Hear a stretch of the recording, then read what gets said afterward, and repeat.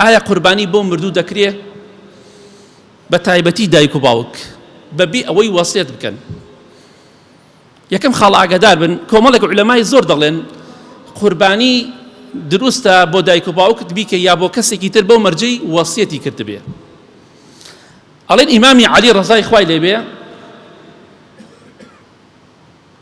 حەیوانی سەر بڕی، بەرانی سەر بڕی، فەرمی پێغەمبەری خوا صلی الله علیه وسلم وەسیەتی بۆم کردووە قوربانی بۆ بکەم، منیش قوربانی بۆ دەکەم. ئەو حەدیسە صحیح نییە. ئیمامی ترمزی کە بە ڕیواەتی کردو غەیری ئەوش هەتا ئێستا عولەمایان دەفەرمونم حەدیسە صحیح نییە، کەواتە ئەو حەدیسەی باسی وەسیەتەکە صحیح نییە و ضعیفە، ئیشی پێ ناکرێ. ئەو زانایانش کە دەڵێن ئەبێ وەسیەتکە ئیعتیماد دەکەنە سەر ئەو حەدیسە ضعیفە. ئەو ئیمامی عەلی ڕەزای خوای لێبێ بۆیە حەدیسی صحیح نەهاتۆ باسی وەسیەتکە.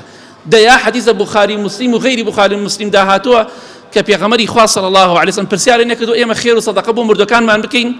بە تایبەتی دایک و باوک فەرمێتی بەڵێ بۆی بکەن، حەجی بۆ بکەن، سەدەقەی بۆ بکەن، بیری بۆ لێ بدەن، هەمووی حەدیسی لەسەرە. بەڵام تۆ ئەم حەدیسانە واز لێبێنی بەئاڵێتە حەدیسێکی ضعیفەوە بەڕاستی ئیشی پێ ناکرێ. بۆیە قوربانی بۆ دایک و باوک دروستە، بەڵام بەچی مەرجێ؟ نەک تۆ یەک حیوانێ بکەی بۆ دایک و باوک و تەواو. ئەگەر تۆ بتوانی حیوانێ بۆ دایک و باوکت بکەی، حیوانێکیش بۆ خۆت بکەی چاکە، ئەگەر نا لەوەی خۆتە دایک و باوکت بەشدار کە.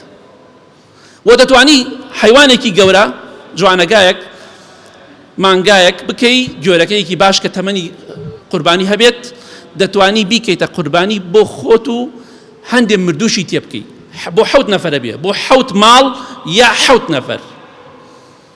لەم 7 نەفەرە تۆ دەتوانی یەک دوو مردووشی تێ بکەی، یەک دوو پشکی بۆ مردوو دابنی، 5 زیندوو لەگەڵ 2 مردووە بۆ نمونە، 6 زیندوو مردوویەک. ئەمانە دروستە، دایک و باوکیش چۆن دەڵی فریە، هەموو شتێکی بۆ دەبێت.